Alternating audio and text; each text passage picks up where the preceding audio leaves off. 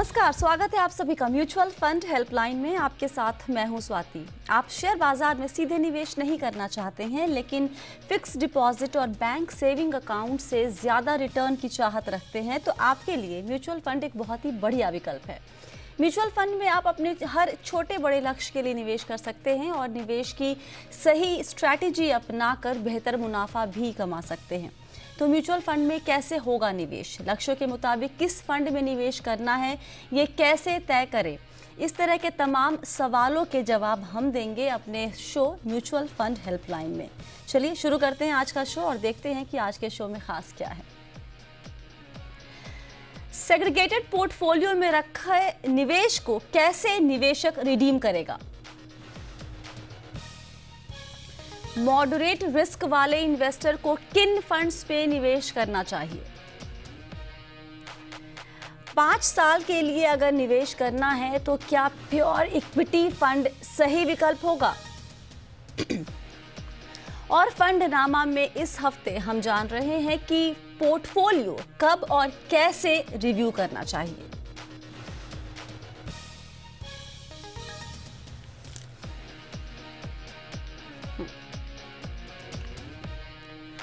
और आज सवालों के जवाब देने के लिए हमारे साथ हैं गुड मनी के फाउंडर मणिकरण सिंघल। मणिकरण जी, बहुत बहुत स्वागत है आपका जी बिजनेस पर। कैसे हैं आप?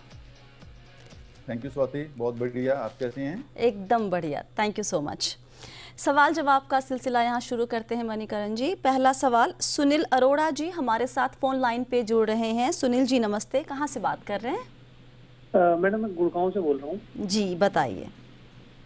मैंने ना 2016 में Aditya Birla sun life medium term growth plan में इन्वेस्ट किया था and I redeem that money in 2019। अच्छा। और उसमें कुछ ना 13,000 रुपये उन्होंने रोक लिए। There was some segregated portfolio करके। वो मतलब I don't know what is that segregated portfolio. वो मेरा पैसा 13,000 रुपये मुझे कब वापस मिलेगा?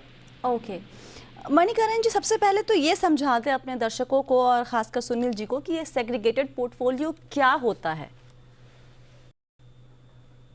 देखिए, ये करीबन 2 साल पहले प्रावधान आया था म्यूचुअल फंड इंडस्ट्री के अंदर। जब भी आप डेट म्यूचुअल फंड में इन्वेस्टमेंट करते हैं तो काफी सिक्योरिटीज ऐसी होती हैं जो कई बार इन्वेस्टमेंट ग्रेड के डाउन उनकी क्रेडिट रेटिंग चली जाती है, या जहां पे इंटरेस्ट डिफॉल्ट हो जाता है या रिकवरी डिफॉल्ट हो जाती है। तो उस केस में एक प्रावधान आया था कि अगर म्यूचुअल फंड हाउसेस चाहें तो सेबी से परमिशन लेके वो उस पर्टिकुलर सिक्योरिटी को एक सेग्रीगेटेड पोर्टफोलियो में डाल सकते हैं, ताकि जिन इन्वेस्टर्स की इन्वेस्टमेंट उन दिनों में थी जब इस सिक्योरिटी ने डिफॉल्ट किया, उनको उनका पैसा वापस मिल सके जब भी कभी इस पैसे की रिकवरी हो। तो एक तरह से आप ये समझिए कि आज की डेट में जो सेग्रीगेटेड पोर्टफोलियो में पैसा पड़ा है वो या तो इन्वेस्टमेंट ग्रेड के नीचे है और या वो डिफॉल्ट हो चुका है। तो दैट मींस उसका पैसा इररिकवरेबल है at this point of time. Okay. Still mutual fund houses अपने पॉलिसीज को, अपने प्रोसेसेस को यूज करके उसको रिकवर करने की कोशिश करती हैं, और एज एंड व्हेन जब पैसा रिकवर होगा तब जिन इन्वेस्टर्स के पास उस सेग्रीगेटेड पोर्टफोलियो के यूनिट्स हैं उनको वो यूनिट्स ऑटोमेटिकली रिडीम होके उनका पैसा उनको मिल जाएगा। बट आज की डेट में वो खुद इस पैसे को रिडीम नहीं कर सकते क्योंकि इसके अंदर वैल्यूएशन एज सच कुछ नहीं है। ओके। तो अगर मैं सुनील जी के इस क्वेश्चन पे जाऊं तो yes, Aditya Birla medium term के अंदर भी सेग्रीगेटेड पोर्टफोलियो बना था, और वो पैसा आज की डेट में वो खुद रिडीम नहीं कर सकते हैं। एज एंड व्हेन जब कभी फंड हाउस ने उस पैसे को रिकवर किया तो उनको उनका पैसा मिल जाएगा। ओके सुनील जी। तो मैडम तो वो टाइम लिमिट नहीं है कुछ, मतलब कितने समय बाद या नहीं, कब तक रिकवर? टाइम लिमिट तो इसमें कोई तय नहीं होता है। जैसे ही म्यूचुअल फंड हाउस को वो पैसा मिलेगा वो आपको दे देंगे। राइट मणिकरण जी? बिल्कुल सही, बिल्कुल सही। इसमें कोई टाइम लिमिट नहीं है क्योंकि म्यूचुअल फंड्स ने भी इन्वेस्टर से पैसा लेके आगे लेंडिंग की होती है। अब बोरोवर ने ही किसी लेवल पे डिफॉल्ट किया है या बोरोवर ने ही किसी लेवल पे उनका जो क्रेडिट रेटिंग डाउन हुआ है as per SEBI investment grades, तो वहां पे फंड हाउस की जब रिकवरी होगी तभी पैसा वापस मिलेगा। और रिकवरी के लिए वो प्रोसेसेस अपने रेगुलर करते रहते हैं, फॉलो अप करते रहते हैं चीजों को। तो मतलब एज ऑन डेट कोई इसकी स्पेसिफिक टाइमलाइन नहीं है कि इनको पैसा कब मिल सके। ओके, चलिए अगला सवाल लेते हैं। हमारे साथ फोन लाइन पे जुड़ रहे हैं डॉक्टर गोपाल। डॉक्टर गोपाल नमस्ते, कहाँ से बात कर रहे हैं आप? Good morning madam, I am Telangana से बात कर रहे हैं मैडम। जी बताएं, क्या जानना चाहते हैं? Madam, I invested in ABSL Seed Value Fund around in 2018 when market was high. Because of its poor performance, I stopped actually in that time only. During these periods, mid cap and small caps came down, and I'm waiting for this value may go up. But still, the fund performance is very bad. Hmm. So I actually reading actually. Okay. So how to my losses can be, how can I losses can be write off with gains from the other mutual fund. Okay. So other portfolio also I think. Hmm. So should I reading there may be long term capital losses can be write off with gains from the other mutual funds, no, madam. अच्छा अच्छा। So how many that is I heard it can be. आप taxation के angle से आ रहे हैं इसमें sir, Yeah, right? yeah, right, madam, right. Hmm. 8 years can be we can write off. Okay. Manikaran बताएं कि अगर लॉन्ग टर्म कैपिटल लॉस हो रहा है, कैपिटल गेन लॉस हो रहा है, उसको हम किसी और के अगेंस्ट, किसी और इन्वेस्टमेंट के अगेंस्ट राइट ऑफ कर सकते हैं क्या, एडजस्ट कर सकते हैं क्या? एडजस्ट डेफिनेटली कर सकते हैं, बट लॉन्ग टर्म लॉस हो रहा है ना, gain is taxable, loss is not taxable.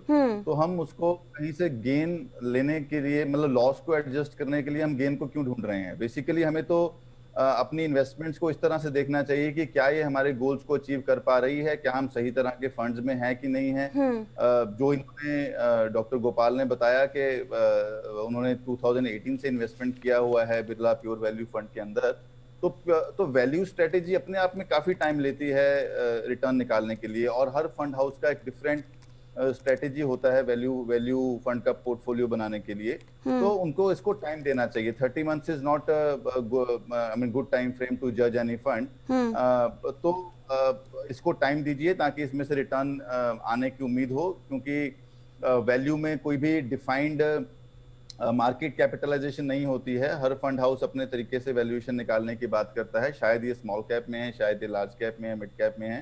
तो इसकी वेट करनी चाहिए। और इन एनी केस जो भी इन्होंने बाकी जो फंड्स हमें बताए थे कि जिनमें इन्होंने इन्वेस्टमेंट किया हुआ है, all are good funds, but उसमें भी वो आई मीन 2 साल 3 साल के टाइम फ्रेम से नहीं इन्वेस्टमेंट कर सकते। उनको 5-6 साल देने पड़ेंगे किसी भी स्ट्रेटेजी को अपना रिटर्न निकालने के लिए। हर मार्केट साइकिल में पार्टिसिपेट करना पड़ेगा, तब जाके वो एक्चुअल में उसकी इन्वेस्टमेंट की वैल्यू निकाल पाएंगे। लॉन्ग टर्म गेन निकाला जाए जिससे मेरा long term loss set of हो जाए, that is not I mean wise thing from the investment angle. और इनके पोर्टफोलियो पर क्विकली एक बार नज़र डाल लीजिए। जो बाकी 3 फंड को का इन्होंने जिक्र किया है, कोई उसमें बदलाव की ज़रूरत है क्या मणिकरण? उसमें एज सच बदलाव की जरूरत अगेन डिपेंड करती है कि इन्होंने किस पर्पस से उसको इन्वेस्टमेंट किया है।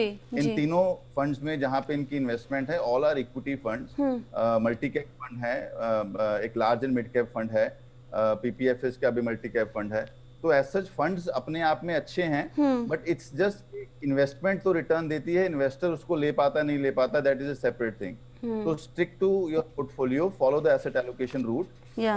इसके अलावा भी डेफिनेटली उनका डेट में कहीं पे एलोकेशन होगा। क्या वो नॉर्मल ट्रेडिशनल पीपीएफ जैसे प्रोडक्ट्स में बैठे हैं या उन्होंने कोई डेट म्यूचुअल फंड लिए हुए हैं, तो उस तरह से वो स्ट्रेटेजाइज करके पोर्टफोलियो को कंटिन्यू कीजिए, रादर देन हम सिर्फ एक इक्विटी फंड की जो रिसेंट परफॉर्मेंस देख के उसको इन्वेस्टमेंट करते हैं और फ्यूचर में अगर वो परफॉर्मेंस ना आए तो हमें बुरा लगता है। That is not the right strategy. Okay, अगला सवाल लेते हैं। उमंग जी हमारे साथ जुड़ रहे हैं। उमंग जी नमस्ते, कहाँ से बात कर रहे हैं? अहमदाबाद से मैडम। अहमदाबाद से, क्या सवाल क्या है आपका? मैडम मेरा फर्स्ट ऑफ ऑल तो मेरा एक पोर्टफोलियो है, उसमें सजेशन चाहिए कि उसको कंटिन्यू रखूं या कुछ चेंजेस करूं। और दूसरा सवाल मेरा ये है कि मुझे डेब्ट फंड में भी थोड़ा इन्वेस्ट करना है, तो उसके लिए मुझे इमरजेंसी के लिए और 1 to 3 इयर्स के लिए कौन सा फंड सही रहेगा? अगर कुछ नाम बता सके तो अच्छा रहेगा। आप इमरजेंसी का जो पैसा, इमरजेंसी फंड है वो पार्क करना चाहते हैं? इमरजेंसी फंड और दूसरा 1 और 3 इयर्स के लिए। अच्छा, दोनों के लिए। अच्छा अच्छा। और ये जो आपकी एसआईपी चल रही है, कब से चल रही है? इस 3 साल से। और लंबे वक्त के लिए निवेश करना चाहते हैं? हाँ मैडम। आपकी उम्र क्या है उमंग? 31। 31। Okay, all right. इतनी इंफॉर्मेशन सफिशिएंट है इनके पोर्टफोलियो पर राय देने के लिए मणिकरण? Definitely not. जब आप पोर्टफोलियो की बात करते हैं तो हमें मतलब रादर देन इन्वेस्टमेंट हमें ओवरऑल जानना होता है कि आपके कैश फ्लो क्या हैं, आपकी गोल्स क्या हैं, आपकी रिस्क प्रोफाइलिंग क्या है, ताकि हम वहाँ पे एक ढंग का एक पोर्टफोलियो बना सकें और asset allocation wise risk profile के हिसाब से उनको सूटेबल प्रोडक्ट्स दे सकें। तो ओवरऑल तो खैर ये इंफॉर्मेशन उनका पोर्टफोलियो पॉइंट ऑफ व्यू से इनसफिशिएंट है, बट स्टिल अगर इनके स्पेसिफिक फंड्स की बात करूं मैं, तो जो इन्होंने लिस्ट दी थी, तो जिसमें हमारे पास SBI स्मॉल कैप की बात हुई है, L&T इमर्जिंग बिजनेसेस की बात हुई है, ये दोनों स्मॉल कैप सेगमेंट के फंड्स हैं। Canara Robeco blue chip equity large cap है, Franklin India Prima mid cap है। तो मोरलेस इनका जो पोर्टफोलियो है वो टिल्टेड है मिड एंड स्मॉल कैप की तरफ। Technically very long term portfolio को आप डालना चाहें स्मॉल एंड मिड कैप में डाल सकते हैं, बट नॉर्मली इन्वेस्टर्स इस तरह से जब एक डायरेक्शनलेस इन्वेस्टर इस तरह से इन्वेस्टमेंट करते हैं without following the financial planning route, तो कहीं ना कहीं वो मिसमैनेज होने के चांसेस रहते हैं, because these small and mid cap segments are too volatile. तो अच्छे टाइम में जब मार्केट रिटर्न दे रही होती है तब तो इन फंड्स को कंटिन्यू किया जाता है और अच्छे लगते हैं, जब साइड पे होती है और सडनली हिट हो जाती है तो इसमें बहुत ज्यादा नेगेटिव रिटर्न आने के चांसेस होते हैं। उस टाइम पे इन फंड्स को कंटिन्यू नहीं किया जाता। जनरली इन्वेस्टर्स पूछते हैं क्या इन फंड्स को कंटिन्यू करें या बंद कर दें, और मोर और लेस इसको बंद कर देते हैं। तो अगर इनका मॉडरेट रिस्क प्रोफाइल है तो मुझे नहीं लगता कि इनको स्मॉल एंड मिड कैप की तरफ जाना चाहिए। अगर इनको स्मॉल एंड मिड कैप का एलोकेशन रखना ही है तो वो मल्टी कैप फंड्स के थ्रू या large and mid cap funds के थ्रू या फोकस फंड्स के थ्रू अपना मिड कैप पोर्टफोलियो बना सकते हैं, जहाँ पे काफी अच्छे और काफी मतलब सस्टेनेबल और काफी कंसिस्टेंट फंड्स अवेलेबल हैं हमारे। तो जो धीरे धीरे करके अपना पोर्टफोलियो बढ़ा भी सकते हैं SIP, और प्लस इनको मिड एंड स्मॉल कैप का बेनिफिट भी मिलेगा। ओके, डेट फंड पे यस वो इमरजेंसी फंड की बात हम कर रहे थे जी। तो इमरजेंसी फंड का purpose basically as and when withdrawal होता है। तो एज एंड व्हेन विड्रॉल के पॉइंट ऑफ व्यू से हम इनको बहुत ही लीस्ट रिस्की सेगमेंट में डालना चाहेंगे कि इनको लिक्विड फंड्स के अंदर इमरजेंसी फंड बनाना चाहिए। हर फंड हाउस के पास लिक्विड फंड है। Yes, returns point of view से इमरजेंसी फंड्स को कभी नहीं देखा जाता, it's just from the convenience point of view and in comparison to the bank account saving deposits, उस तरह से चीजें देखी जाती हैं। तो ये लिक्विड फंड्स में अपना इमरजेंसी फंड बनाएं। और 1 से 3 साल का जो इन्होंने डेट फंड के इन्वेस्टमेंट की बात की है, see we have to be specific कि हम ये इन्वेस्टमेंट क्यों करना चाहते हैं। अगर तो 1 साल का गोल है तो डेफिनेटली हम इंटरेस्ट रेट मूवमेंट से थोड़ा सा दूर होना चाहेंगे, तो मनी मार्केट फंड्स की तरफ जा सकते हैं। There are savings fund, SBI savings fund, Franklin savings fund, which are good funds to keep for 1 year time frame. Okay. But अगर आपका सच में 3 साल का horizon है, we can stick to 3 years, तो इनको yes बैंक फिक्स डिपॉजिट के comparison में बेटर रिटर्न मिल सकता है, क्योंकि 3 साल जो है वो डेट फंड्स में टैक्स एफिशिएंसी भी लेके आता है। तो 3 साल के पॉइंट ऑफ व्यू से कॉर्पोरेट बॉन्ड फंड्स या शॉर्ट टर्म डेट फंड्स अच्छे रह सकते हैं इनकी रिक्वायरमेंट में। ओके, तो ये बहुत ज़रूरी है कि आप जब भी कोई निवेश करने की सोच रहे हैं तो आपके जहन में वो टाइम फ्रेम कितने साल के लिए निवेश करना है वो क्लैरिटी हो, तो आपके लिए फंड सिलेक्शन आसान हो जाता है। वक्त एक छोटे से ब्रेक का, ब्रेक के बाद हम कुछ और सवाल लेंगे और जवाब देने की कोशिश हम पूरी करेंगे। आप सभी बने रहिए म्यूचुअल फंड हेल्पलाइन के साथ।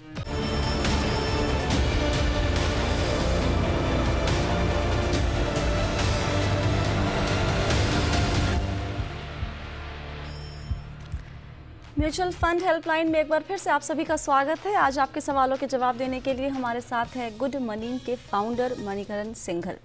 अगला सवाल लेते हैं। सुप्रियो दास हमारे साथ नहीं है, उनका ईमेल आया हुआ है।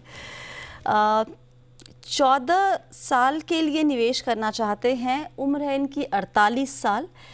एक्सिस ब्लू चिप में निवेश शुरू किया है इसी महीने से, अक्टूबर या सितंबर से। अब इनके पास 7,000 और हैं रुपए जो निवेश करना चाहते हैं। सवाल ये है कि ये 7,000 सिर्फ 5 साल के लिए निवेश करना चाहते हैं। किस फंड में निवेश करें ताकि मैक्सिमम रिटर्न मिले, और जानना ये भी चाहते हैं कि अगर 12,000 हर महीने निवेश किया और 15% का रिटर्न मिला उनको हर साल का फॉर नेक्स्ट 12 ईयर्स, तो किस तरह की रकम की उम्मीद की जा सकती है। मणिकरण बताएं पहले तो ये कि 5 साल के लिए प्योर इक्विटी फंड में निवेश करना, क्या आप सलाह देंगे इसकी? बिल्कुल नहीं दूंगा स्वाति। अगेन यहाँ भी एक क्वेश्चन ये उठता है कि 5 साल बाद क्या हमारा गोल ड्यू है, या हम जस्ट एक normal general definition long term के हिसाब से लेके चल रहे हैं कि मेरा इन्वेस्टमेंट इनका गोल है, ये होम लोन प्रिंसिपल अमाउंट चाहते हैं, अपना होम लोन चुकाना चाहते हैं, उसके हिसाब से निवेश करें। राइट। तो ये बहुत ही क्लियर और स्पेसिफिक और इम्पोर्टेंट गोल है जो ये अचीव करना चाहते हैं इस 5 साल के अंदर। तो definitely pure equity investment advisable नहीं है, क्योंकि वॉलेटिलिटी बहुत होती है और एंड मोमेंट पे जब आपका गोल अचीव होने वाला हो और सडन कोई मार्केट मूवमेंट, बहुत सारे फैक्टर्स इन्फ्लुएंस करते हैं आपके स्टॉक मार्केट को, कुछ भी ऐसा इवेंट हो जाए जिसके कारण इनके कॉर्पस को इम्पैक्ट हो, तो इनका जो गोल है वो सारा का सारा हिट हो सकता है। तो मेरे हिसाब से इनको थोड़ा सा डबली कॉशियस होना चाहिए इस पर्टिकुलर गोल के मामले में। और there are some category dynamically asset allocation funds हैं मार्केट में, म्यूचुअल फंड्स के अंदर, जो मार्केट मूवमेंट्स के हिसाब से अपने खुद के इन हाउस प्रोसेसेस के हिसाब से इक्विटी और डेट में बैलेंसिंग करते रहते हैं। क्योंकि 5 साल के टाइम फ्रेम में इक्विटी को अवॉइड भी नहीं किया जा सकता, बट गोल सामने है तो हम इक्विटी को प्योर इक्विटी भी नहीं डाल सकते। तो इस तरह के फंड हमें इनको ज्यादा सूट करेंगे जहां पे इक्विटी की टैक्सेशन भी रहे, इक्विटी की में ग्रोथ अगर आनी है तो वो भी रहे, और पैरेलली ये ओवर एक्सपोज ना हो इक्विटी के अंदर। तो बट ये भी बहुत इंपॉर्टेंट है समझना कि बैलेंस एडवांटेज फंड्स का कोई स्पेसिफिक डिफाइंड प्रोसेस नहीं है, स्ट्रक्चर नहीं है। तो हर फंड हाउस का एक डिफरेंट स्ट्रक्चर हो सकता है। कोई इसी सेगमेंट में एग्रेसिव कॉल लेना चाहेगा, कोई इसी सेगमेंट के अंदर कंजर्वेटिव कॉशियस अप्रोच से फंड को मैनेज करते हैं। तो इनको थोड़ा सा उस तरह से फंड्स को एक्सप्लोर करना पड़ेगा। अगर मैं स्पेसिफिक फंड्स पे जाता हूं तो yes, ICICI balance advantage, DSP, black rock, dynamic equity fund, dynamic asset allocation fund, ये कुछ फंड्स हैं। वैसे हर फंड हाउस के पास ये वाला स्ट्रक्चर अवेलेबल है, तो थोड़ा सा एक्सप्लोर करना पड़ेगा इनको अगर सूटेबल फंड में इनको जाना है तो।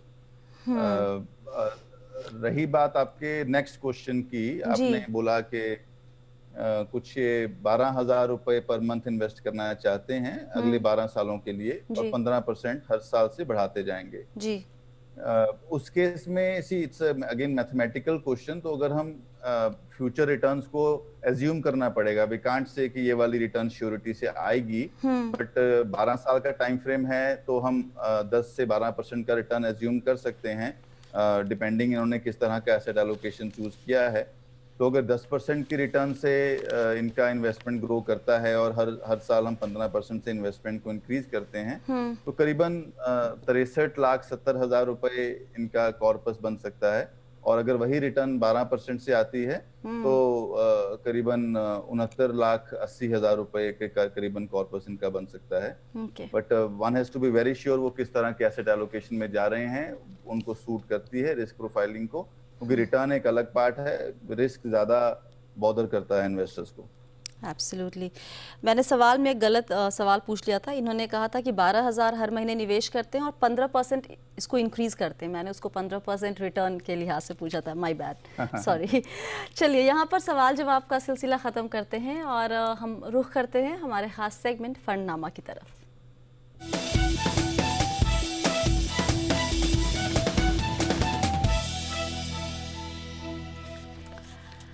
और इस हफ्ते फंडनामा में हमारा सवाल आपके सवालों के ऊपर आधारित है। आप हमसे हमेशा ये सवाल करते हैं कि ये फ़ंड में रिटर्न अच्छा नहीं दिख रहा, स्विच कर ले क्या, पैसे निकाल ले क्या, बने रहें क्या, ये उलझन आपको हमेशा बनी रहती है।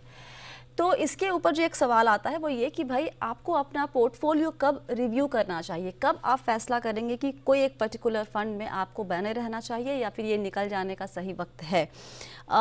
तो आज हम जानेंगे मणिकरण की राय इस पे। मणिकरण जी बताएं, पहली बात तो ये कि हम कितनी फ्रीक्वेंटली पोर्टफोलियो रिव्यू करें।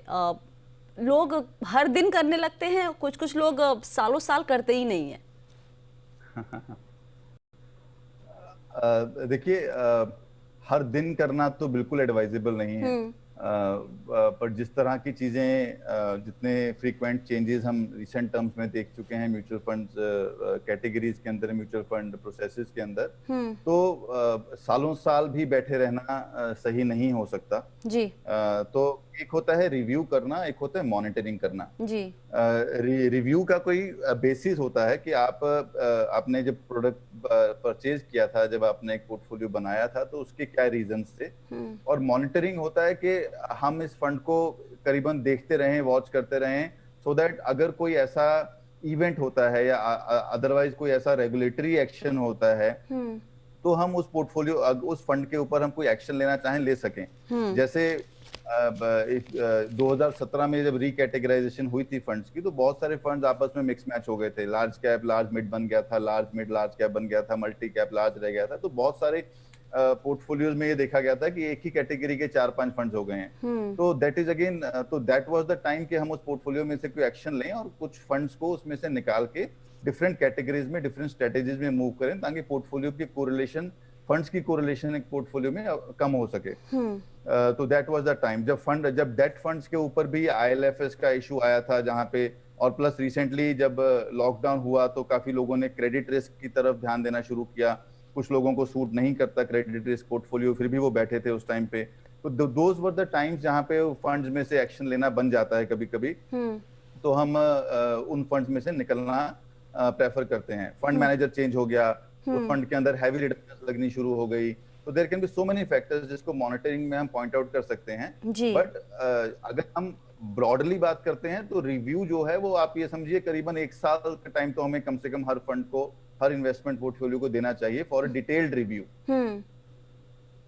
तो उस रिव्यू में हम क्या देखते हैं, डिटेल्ड रिव्यू में?